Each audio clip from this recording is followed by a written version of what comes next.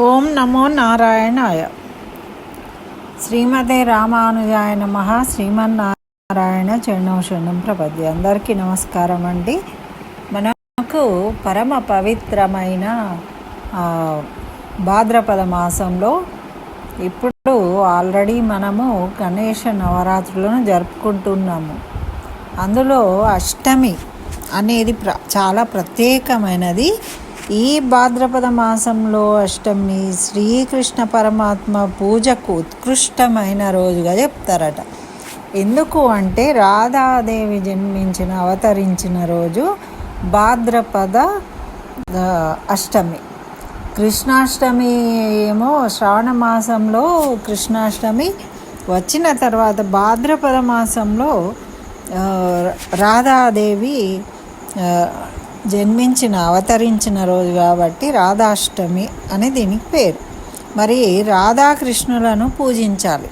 మరి రాధాకృష్ణులు అంటే అందరికీ తెలుసు, ప్రేమ అనురాగానికి ప్రతిరూపంగా వాళ్ళను చెప్తారు రాధాకృష్ణులను. కాబట్టి అటువంటి రాధాకృష్ణులను ఎలా పూజించుకోవాలో తెలుసుకుందాం ఇప్పుడు. రాధాష్టమి రోజు ఉపవాసం ఉండడం వల్ల పాపాలు నశిస్తాయి. పిల్లల నుండి ఆనందం, సంతోషం లభిస్తుంది తల్లిదండ్రులకు. మరి రాధాష్టమి అనేది లక్ష్మీదేవి అవతారమైన రాధారాణి అంటే ఎవరు? లక్ష్మీదేవి అవతారమే కదా.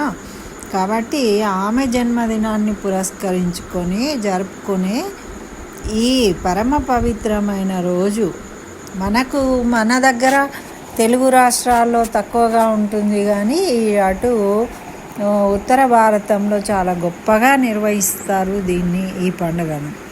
మరి ఆ బృందావనంలో ఇంకా చాలా బాగా జరుగుతుంది. మరి స్వచ్ఛమైన ప్రేమ భక్తి స్వరూపులుగా మనము రాధాకృష్ణులను పిలుస్తామన్నమాట. మరి ఎట్లా అంటే నిస్వార్థమైన అంకితమైన ప్రేమకు గుర్తుగా వీళ్ళను చెప్తూ ఉంటారు. ఇంత మంచి ప్రేమికులను ఎవరు ఉండరు. ఇక మనము రాధా మాధవుడు, రాధాకృష్ణులు అనే చెప్తారన్నమాట ఎవరైనా కూడా. మరి భక్తులు బ్రహ్మ ముహూర్తంలో, ఈ రాధా భక్తులు ఉంటారు కదా, వాళ్ళు బ్రహ్మ ముహూర్తంలో నిద్రలేచి పూజ ప్రారంభిస్తారట. పవిత్ర స్నానం చేస్తారట. ఇల్లు పూజా గది శుభ్రం చేసుకుంటారు. రాధాకృష్ణుడి విగ్రహాన్ని ప్రతిష్ఠించి పంచామృతాభిషేకం చేస్తారట. ఈరోజు రాధాకృష్ణులను పూజించడం వల్ల సంసార సుఖం లభిస్తుంది. భార్యాభర్తల మధ్యన అనురాగం ఏర్పడుతుంది. ఒకరి పట్ల ఒకరికి ప్రేమానురాగాలు పెరుగుతాయి అని మనకు పురాణాలు తెలియజేస్తున్నాయన్నమాట. అయితే ఈ వేడుకల సందర్భంగా రాధాకృష్ణులకు పెరుగు, పాలు, పండ్ల రసాలు, కొబ్బరి నీళ్ళు అన్నిటితోని అభిషేకం నిర్వహిస్తారు. ఉత్తర భారతదేశంలో అయితే నృత్యాలు చేస్తారు, కోలాటాలు ఆడతారు, పాటలు పాడతారు, ప్రత్యేక పూజ సాంస్కృతిక కార్యక్రమాలు నిర్వహిస్తూ ఉంటారు. మరి నూతన వస్త్రాలతో విశేషంగా అలంకరిస్తారు. అలంకరణకు చాలా ప్రాముఖ్యత నృత్యానికి. అంటే రాధాదేవితోని బృందావనంలో శ్రీకృష్ణ పరమాత్ముడు రాసలీల జరిపాడు. ఆ విధంగా అందరూ కూడా ఆనందంగా ఆడి పాడుతారన్నమాట. ఇలా రాధాదేవిని, కృష్ణ పరమాత్మను కీర్తిస్తూ మరి మన ఆచార్యులు ఎన్నో రకాల పాటలను, కీర్తనలను రచించారు కాబట్టి వాటిని చక్కగా ఆలపిస్తూ ఉంటారు. మరి అమ్మవారికి విశేష హారతి కూడా చేస్తారు. చివరకు పవళింపు సేవను నిర్వహిస్తారు. మరి రాధా మాధవం అంటేనే ఎంతో రమణీయమైనది. ఈ రెండు పవిత్ర హృదయాల దివ్య సంగమము అని చెప్తారన్నమాట. ఇంతకు మరి ఈ రాధాదేవి ఎవరు అంటే అది తెలుసుకుందాం మనం. రాధాదేవి ఎవరు? రాధాదేవిగా జన్మించిండ్రు. మరి అంటే పూర్వము సనక సనందనాదులు ఈ మహామునులు వాళ్ళు మరి ఆనందంతో కూర్చొని వేదాంత చర్చ చేసుకుంటూ ఉన్నారట. వాళ్ళు చేసుకునేటప్పుడు వాళ్ళకు ఒక అనుమానం వచ్చింది. ఏమని అంటే, నిత్యానపాయినీం నిరవధ్యాం దేవదేవ దివ్యమైషీం అని ఉన్నది. అఖిల జగన్మాతరం అస్మన్మాతరం శరణమహం ప్రపద్యే అని సామవేద వాక్యం ఉంది. దీన్ని మరి ఆ సమయంలో లోకపాలకుడు శ్రీ మహావిష్ణువుకు నిత్యానపాయిని అని ఆమె ఎవరు అసలు అని ఆలోచించారట. వాళ్ళు అన్వయించుకుంటే శ్రీదేవితోని కానీ ఎవరితోని కుదరట్లేదట. నిత్యానపాయిని అంటే మరి శ్రీదేవి లక్ష్మీదేవి ఆ విధంగా కొన్నిసార్లు లేదు కదా. ఇప్పుడు వామనావతారంలో లక్ష్మీదేవి ఉండదు, అట్లనే వరాహ నారసింహావతారంలో ఉండదు. మరి ఇట్లా కొన్నిసార్లు ఆమె నిత్యానపాయనగా లేదు కాబట్టి మరి ఎప్పుడూ విడవకుండా ఉండే నిత్యానపాయని ఎవరు అని తెలుసుకోవాలనుకున్నారట వాళ్ళు. ఇంకేముంది, వాళ్ళకి అడ్డేముంటుంది, వాళ్ళు ఎక్కడికంటే అక్కడికి వెళ్ళగలరు, అటువంటి శక్తి వాళ్ళకు ఉంది. కాబట్టి తిన్నగా వాళ్ళు వైకుంఠానికి బయలుదేరిండు. మరి వైకుంఠానికి వెళ్ళి పరమపదంన మణిమండపం చేరి అక్కడ శేషశయనుడైన మహావిష్ణువును అడుగుదామని చూస్తే అక్కడ లేడట శ్రీ మహావిష్ణువు. అప్పుడు మహావిష్ణువు ఎక్కడున్నారు అని అందరినీ అడిగినరు. అడిగితే ఆయన ఎక్కడున్నాడో ఎవరికి తెలియలేదట, ఎవరు చెప్పలేకపోయినరు. అప్పుడు వాళ్ళే దివ్య దృష్టితో తెలుసుకున్నారు. వాళ్ళకి తెలియంది ఏమున్నది, ఆ నారాయణుడు విరజా నది గర్భంలో గల శృంగార ఉద్యానవనంలో ఏం చేసి ఉన్నాడట. అప్పుడు అక్కడికి వీళ్ళందరూ నలుగురు వెళ్ళిపోయినరు. వెళ్ళిపోయి శ్రీ మహావిష్ణు సన్నిధానంలో చక్కగా శృతి స్తోత్రాలు చేసిండ్రు. అప్పుడు ఆ నారాయణ్ణి ప్రార్థించిండ్రు. అని ఆనందపడ్డాడు. మహానుభావ దేవదేవ నిత్యానపాయిని అని శృతిలో తెలిపిండ్రు, మరి వేదంలో ఉంది. మరి ఆ లోకమాత ఎవరు? ఆనందించి ఆమెను కనులారా దర్శించి మేము నోరారా కీర్తించాలనుకుంటున్నాము. కాబట్టి ఆకాంక్షతోనే ఇక్కడికి వచ్చినాము. కాబట్టి ఆ దివ్య స్వరూపిణిని సాక్షాత్కరింపజేయండి అని ప్రార్థించిండు. అప్పుడు శ్రీ మహావిష్ణువు వారి ప్రార్థన అంగీకరించిండ్రట. శ్రీ మహావిష్ణువు యోగ ధ్యానము చేస్తూ ఉంటే ఆయన శరీరం నుండి ఎడమ పార్శ్వం నుండి ఒక దివ్యాలంకార స్వరూపిణి అయిన కాంతామణి వచ్చింది. ఆ కళా స్వరూపిణి సకల సౌందర్య సుహాసిని అయిన ఆ అమ్మను దర్శించుకొని వీళ్ళు చక్కగా శ్రీమన్నారాయణునికి నమస్కరించి, స్వామి నిరంతరము మీ హృదయ మందిరంలో ప్రేమానురాగ ఉద్యాన వనంలో ప్రకాశిస్తూ ఉన్నది ఈ మాతనేనా అని చెప్పేసి వాళ్ళు ఆ అమ్మను కొలిచి స్తుతించి చక్కగా వెళ్ళిపోయిండ్రు. ఆమెను వెళ్ళిపోయిన తర్వాత ఈమె నా నిత్యానపాయిని, ఈమె నా నీడ, ఈమె లయరూపిణి, నేను నాదరూపుడును, ఈమెకు నాకు సర్వకాల సర్వావస్థలందు అవినాభావ సంబంధం ఉంటుంది. ఈమె ప్రకృతి, నేను పురుషుడను. ఈమె శ్రీదేవి భూదేవుల వలెగాక నిరంతరము నాకు శక్తి స్వరూపిణి అయి నా లోపలనే అంతర్భాగమై ఉంటుంది అని అప్పుడు చెప్పారట. వాళ్ళకు చెప్తే వాళ్ళు విని చాలా ఆనందపడి ఆ అమ్మను ఎన్నో రకాలుగా ప్రార్థించి స్తుతించి మరి నీలాదేవి యొక్క ఆశీర్వాదం పొంది మళ్ళీ తిరిగి వెళ్ళిపోయినారు. వాళ్ళకి కావాల్సింది ఏముంది, దర్శనం కావాలి, దర్శనం చేసుకున్నారు. వాళ్ళకి ఏం కోరికలు లేవు కోరుకోవడానికి. వెళ్ళిపోయినారు.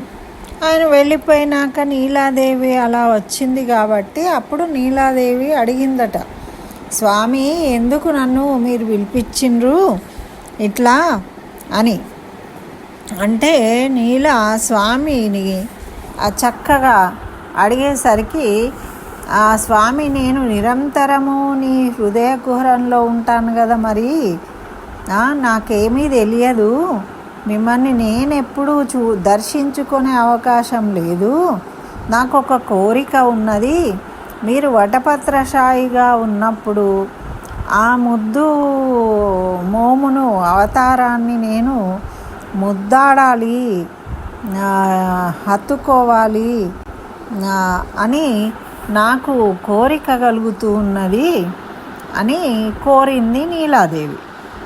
అప్పుడు శ్రీ మహావిష్ణువు నవ్వుతూ తన తొడ మీద కూర్చుండజేసి కళ్ళను పెద్దగా చేసి, సరే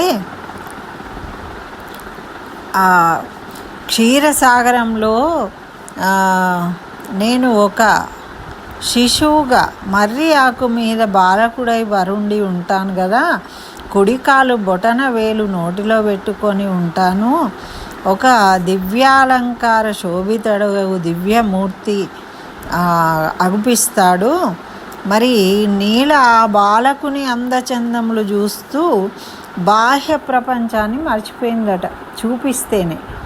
అయితే మళ్ళీ స్వామి ఆమెను స్పృహలోకి తీసుకొచ్చిన తర్వాత ఆమె ఏం కోరుతుంది అంటే, ఆ బాలకుని నాకు ముద్దాడాలని ఉంది కాబట్టి ఆ కోరిక తీర్చండి అని అడుగుతుంది.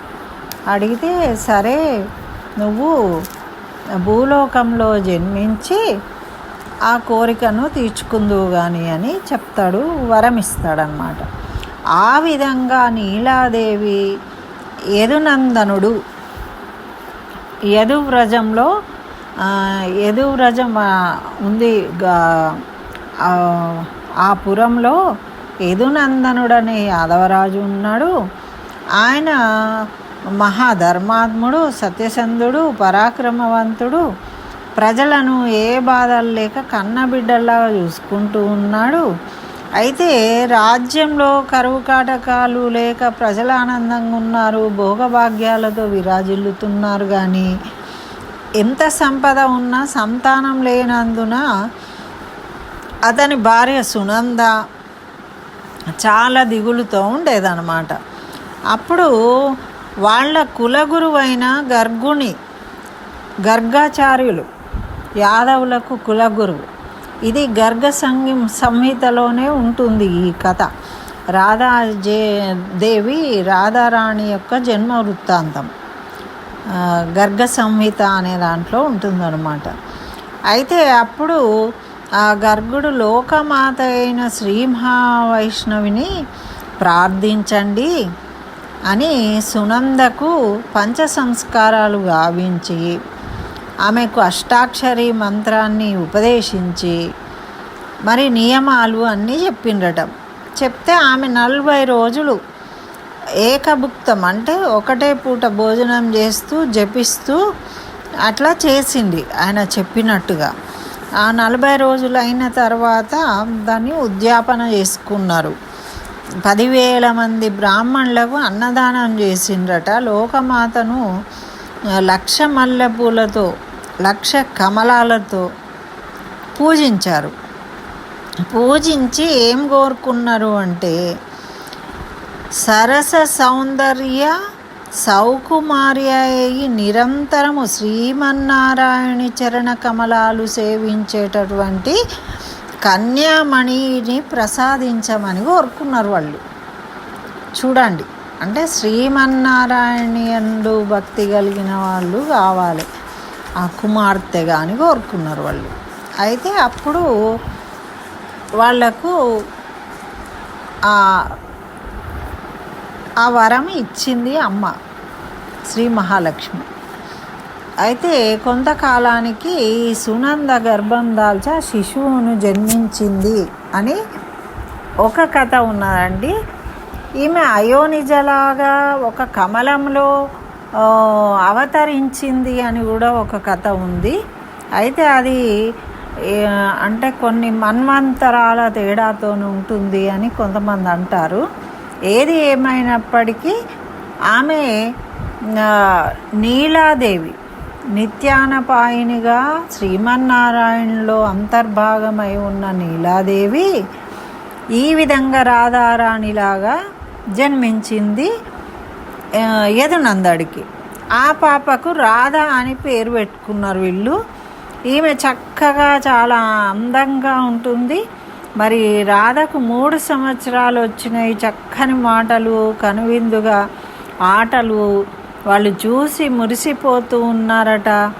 మరి ఆ సమయంలో గర్గుడు ఆయన జ్యోతిష్య పండితుడు కూడా అన్నమాట. కాబట్టి ఆ మహాముని వీళ్ళ ఆచార్యుడు కాబట్టి ఇక్కడికి వచ్చాడు. వచ్చినప్పుడు ఆయన ఏం చెప్పిండు అంటే, ఈ రాధాదేవి తన కుమార్తె జాతకం చూడండి అని చూపిస్తే చూసి ఈమెకు 16 ఏళ్ళు వచ్చే వరకు కూడా ఈమె ఎక్కడ ఉంటుందో అక్కడ అన్ని కరువు కాటకాలు వస్తాయి, ఇబ్బందులు ఏర్పడతాయి అని తెలియజేసిండు. అప్పుడు ఊర్లో వాళ్ళందరూ ప్రజలు కూడా ఆ అమ్మాయిని అడవిలో వదిలిపెట్టమని చెప్తారనమాట. అప్పుడు ప్రజలందరూ కోరినప్పుడు గర్గముని చెప్పిన విషయానికి ప్రజలు కూడా మరి అంతమంది బాధపడుతూ ఉంటారు కదా, కొంతమంది సామంతులు ప్రజలు అందరూ ఏదో వచ్చి మరి పుత్రికను మీరు విడచి రాజ్యంను రక్షించండి, ఒక్క పుత్రిక కోసం ఇంతమందికి ఇబ్బంది కలిగిస్తారా అని అడుగుతారనమాట, ప్రార్థిస్తారు. అప్పుడు యదునందనుడు లేక లేక కలిగిన బిడ్డ ఏ విధంగా పోవాలి అని ఆలోచిస్తూ ఉంటే సునందాదేవి ఏమంటుంది అంటే, మేము ఇక్కడ ఉండకూడదు కాబట్టి మా పాపను తీసుకొని మేమే వెళ్ళిపోతాము, మనమే పోదాము అరణ్యానికి అని చెప్పేసి అప్పుడు ఆ పాపను తీసుకొని వీళ్ళు అడవికి బయలుదేరుతారన్నమాట. భార్య, బిడ్డ, ఈ యదునందనుడు ముగ్గురు. అక్కడ పోయి పురములో ఉన్నదానికన్నా ఆనందంగా, ఎందుకంటే బాధ్యతలు లేవు కదా, చక్కగా ఏదో దొరికింది తెచ్చుకోవడము, తినడము, ఆనందంగా ఆ కుటీరంలో ఉండడం, ఆ విధంగా వీళ్ళు చాలా ఆనందంగా గడిపిండ్రట. ఈ విధంగా రాధాదేవి కొంత పెద్దగా అయిన తర్వాత మళ్ళీ వీళ్ళు ఆటపాటలతోని ఆ అరణ్యంలో చాలా ఆనందంగా ఉండి ఉండి ఉండి మళ్ళీ వీళ్ళు ఊర్లోకి వచ్చిండ్రు.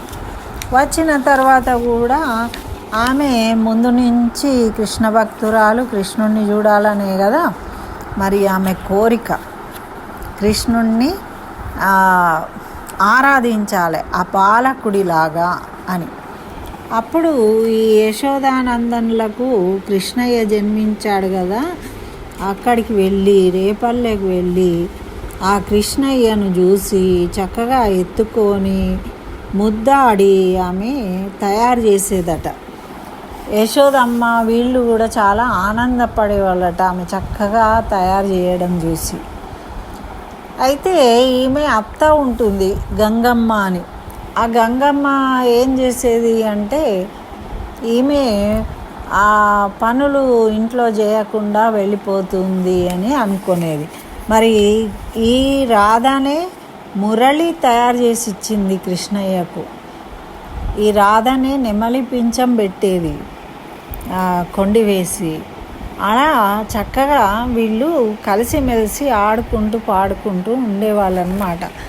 ఈయన పెద్దగా అయిపోయాడు. కొన్ని రోజులు అయిన తర్వాత చక్కగా పెళ్ళిళ్ళు చేసుకున్నాడు 8 మందిని. అంతా జరిగినా కూడా ఆమె మాత్రము ఆ చిన్న బాలకృష్ణున్నే తలుచుకుంటూ ఆనందపడుతూ ఉండేది ఈయన వెళ్ళకపోతే. అయితే ఊర్లో వాళ్ళందరూ అనుకునే వాళ్ళట, ఇదేంటి కృష్ణయ్య ఇంత పెద్దగా అయిన తర్వాత కూడా ఈ గోపికలతో తిరగడము, ఈ విధంగా తిరగడము, ఇవేం ఆటలు ఇవేం పాటలు అనేవాళ్ళట అని వాళ్ళ దగ్గరికి వెళ్ళి చూసేవాళ్ళట. వాళ్ళు యమునా నది తీరంలో గోపికలతో ఆడుతుంటే ఎటు చూస్తే అటు ఒక్కొక్క గోపికతోని కృష్ణయ్యనే ఉంటాడు. మరి ఈ రాధారాణి దగ్గరనేమో బాలకృష్ణ రూపంలోనే ఉంటాడు. ఇట్లా ముద్దు కృష్ణయ్యని చూసి అంతా పరమాత్ముడే అందగాడు కదా, శ్యామసుందరుడు. కాబట్టి అందరూ మోహితులైపోయి అలా వాళ్ళు ఎందుకు వచ్చామో మర్చిపోయేవాళ్ళట. ఇట్లా జరుగుతూ ఉండేదన్నమాట. అయితే ఈ రాధారాణి చెప్తే వినట్లేదు అని చెప్పేసి గంగమ్మ ఏం చేసింది, ఒకరోజు ఒక రూమ్లో, చీకటి రూమ్లో వేసిందట ఆమెను. వేసి వాళ్ళకి చెప్పిందట ఊళ్ళో అందరికీ, కృష్ణ ఎట్లయినా వస్తాడు, ఆయనను పట్టుకొని తన్నండి, రానియకండి లోపలికి అని. అయితే కృష్ణ ఎప్పుడు దొరకడు, అంతర్ధానమైపోతాడు, మనం ఈరోజు ఎలాగైనా కృష్ణయ్యను పట్టుకోవాలని వాళ్ళు కూడా అనుకున్నారట. అనుకొని ఈమె బయట కాపలా ఉంది, లోపలేమో పాపం ఆమె శోష వచ్చి పడిపోయింది రాధారాణి. ఎవరు పట్టించుకోకుండా భయానికి ఆమె బయటకు రానియకపోతే అప్పుడు కృష్ణయ్య ఆమె దగ్గరికి వెళ్ళాడు. వెళ్ళి ఆమెను అనునయిస్తూ ఉన్నాడు. అప్పుడు వాళ్ళ సంభాషణ మనము ఒకటి చూద్దాం. అయితే ఏమంటుంది, కృష్ణయ్య ఆ రాధారాణిని అనునయిస్తూ ఉంటాడనమాట. నీ జన్మదినం నాడు నేను వచ్చినాను అలంకరించుకొని, నా జన్మదినం రోజు నువ్వు వచ్చావు చక్కగా అని. రాధ ఆ రోజు నా పుట్టినరోజు, ఏమైనా కోరుకో ఇస్తాను అన్నాడట. అంటే మాధవ, నువ్వు నా సొంతం, నాకే చెంది ఉన్నావు అంటుంది. అంటే రాధ, నా దగ్గర లేనిది, వెలగట్టలేనిది, నీకన్నా విలువైనది కావాలి, ఇవ్వగలవా నువ్వు అని అడిగిందట రాధ. మరి చెప్పడానికి గోపాలుని వద్ద సమాధానం లేదు. ఆయన ఆశ్చర్యపోయి చూస్తూ ఉన్నాడట. ఆమెకేసి చూస్తూ ఉంటే అప్పుడు రాధ ఏమంటుంది అంటే, చెప్పడానికి ఏముంది, రాధ మెల్లగా కృష్ణుడి దగ్గరికి వచ్చి అతని చరణాలు పట్టుకున్నదట. అప్పుడు విశ్వసుందర పాదార యుగళం కదా అది, మరి తనివి తీరా ముద్దాడిందట వాటిని. అప్పుడు మనసును కంఠాన్ని తన మృదుకర ద్వయంతో బంధించి, నిన్ను పొందిన తర్వాత నాకు పొందవలసినది ఏముంటుంది సర్వేశ, నాకు ఇంకేం కోరికలు ఉంటాయి అన్నదట. అంటే అప్పుడు ఆ రోజు రాధాష్టమి, రాధ పుట్టినరోజు, ఈ అరుదైన రోజు కోసము అపూర్వమైన రీతిలో మనము గుణగణాలను దివ్యాభరణాలుగా మార్చి అలంకరించుకొని సరికొత్తగా తయారై వచ్చావు నువ్వు. అటు రాధా విలాసము, ఇటు మురళీ గానము, వినోదము, ఇంకా ఏముంటుంది, నువ్వు శృంగార చక్రవర్తివి, రాధికా మానస చోరుడివి, నువ్వే వచ్చినావు కదా అని అంటూ ఉంది రాధాదేవి. మరి ప్రణయ మకరందం ఉంది ఇక్కడ. భరత లోచనాలు కడు చిత్రంగా ఆమె చక్కగా వయ్యారంగా మాట్లాడుతూ ఉందట. కృష్ణ, ఈరోజు ఎంత అందంగా వెలిగిపోతున్నావో తెలుసా, నీ పుట్టినరోజు నాడు నేను ముస్తాబై వచ్చాను, నా పుట్టినరోజు నువ్వు అలంకరించుకున్నావు, భలే విచిత్రంగా ఉంది కదా అని అంటూ ఉంది. నువ్వు నా అద్దానివా, నన్ను నేను చూసుకున్నట్టున్నది అని అనుకుంటున్నారు వాళ్ళు, మాట్లాడుకుంటున్నారు చూడండి. అంటే ప్రేమ కలిగిన వాళ్ళు ఎలా సంభాషించుకోవాలో మనకు రాధా కృష్ణుల సంభాషణ విని తెలుసుకోవాలి, ఎంత మధురంగా మాట్లాడుతూ ఉన్నారో. మరి నువ్వు నా అద్దానివా అంటూ ఉంది. అంటే ఈ సంతోష సమయంలో నీకు ఒక వరం ఇవ్వాలనుకుంటున్నాను, ఎట్లయినా సరే నువ్వు కోరుకో. అంటే ఏదైనా నువ్వే నన్ను కోరుకో, ఇదే నా కోరిక రాధిక అన్నట్టు. రాధా, నాకన్నా విలువైనది కోరుకోవాలి అంటే అప్పుడు గోపాలుడు ఏమంటున్నాడంటే నీకన్నా విలువైనది ఎవరుంటారు, నేనే అన్నదట రాధ. అంటే కృష్ణుడి కన్నా కూడా విలువైనది నేను అని ఆమె చెప్తుంది. అప్పుడు ఉలిక్కి పడ్డాడట కృష్ణయ్య. ఏమంటున్నావు రాధా, నువ్వు నాకంటే విలువైన దానివా, ఎలాగా అంటున్నాడట. అంటే భక్తుడికి భగవంతుడు దాసుడు కదా వాసుదేవా, మరి నువ్వు ప్రేమకు బానిసవు కదా. అవును నిజమే, మరి నువ్వు నా ప్రేమకు బానిసవు కదా, మరి అనుమానం ఎందుకు, నువ్వు నా బానిసవు, నేను నీ యజమానురాలిని కాబట్టి నేనే గొప్ప కదా అంటుంది. అంటే ఇక్కడ చూడండి భక్తిని, ప్రేమ భక్తిని మాత్రం మనము తీసుకోవాల్సిన అవసరం ఉంది. అప్పుడు సరే ఒప్పుకున్నాను రాణి, మరి నిన్ను నువ్వే ఎలా కోరుకుంటావు అంటే ఎప్పటికీ నువ్వు బానిసగానే ఉండాలి, నేను యజమానురాలిగానే ఉండాలి, ఇదే నా కోరిక జగన్నాథ అన్నదట రాధ. చూడండి ఎంత తెలివైంది. మరి అమ్మవారు కదా, స్త్రీ శక్తి అంత గొప్పది కాబట్టి మనము ఎప్పుడు కూడా తక్కువగా అనుకోకూడదు, చక్కగా ఆనందంగా ఉండడానికి ప్రయత్నించాలనేది మనకు ఈ రాధాకృష్ణ యొక్క సంభాషణ తెలియజేస్తుంది. దాన్ని అర్థం చేసుకుంటారని నేను దీన్ని మీకు చెప్పడం అవుతున్నదండి. మరి రాధ అతనికి ఇంకేం కావాలి, కృష్ణుణ్ణి పూజించేవారు ఎందరో, ఆరాధించేవారు ఎందరో ఉంటారు, కానీ రాధలాగా ప్రేమించేవారు ఉంటారా? రాధకు కృష్ణుడి అవసరం కంటే కృష్ణుడికే రాధ అవసరం ఎక్కువ, అటువంటి భక్తురాలు ఆమె. కాబట్టి ఈ విధంగా వాళ్ళ మధుర సన్నివేశాలు జరుగుతూ ఉండేవన్నమాట. ఏవో మనం అన్నీ చెప్పుకోలేము కదా, కొన్ని మాత్రమే చెప్పుకోగలుగుతాము. అట్లా వీళ్ళది మధుర భక్తి, ప్రేమ భక్తి, నిస్వార్థ భక్తి ఈ విధంగా. అయితే అప్పుడు ఇహలోకి వచ్చిన తర్వాత ఏమంటాడు అంటే, ఈమె నువ్వే నిత్యానపాయినివి, అనపాయినివి, నాతో ఉండేదానివి, నువ్వే కదా కోరుకున్నావు నన్ను ముద్దాడాలి, నేను వటపత్రశాయిగా చిన్న బాలుడుగా ఉంటే అని నీకు వరం ఇచ్చాను, అందుకే నువ్వు ఈ భూమి మీద రాధాదేవిగా రాధారాణిగా జన్మించి నువ్వు నీ కోరికను తీర్చుకున్నావు అని తెలియజేస్తాడు. అప్పుడు తెలుసుకుంటుంది. తర్వాత రాధ అనే పాత్ర ముగిస్తుందన్నమాట. దాని తర్వాత ఈ విధంగా ఎన్నో విశేషాలు ఉంటాయి, ఇట్లాంటి ఆనందకర సన్నివేశాలు. ఇది కేవలం మనం తెలుసుకోవడం కోసము చెప్పుకున్నది మాత్రమే. నచ్చితే లైక్ చేయండి. స్వస్తి. జై శ్రీమన్నారాయణ. సర్వం శ్రీకృష్ణ చరణారవిందార్పణం అస్తు.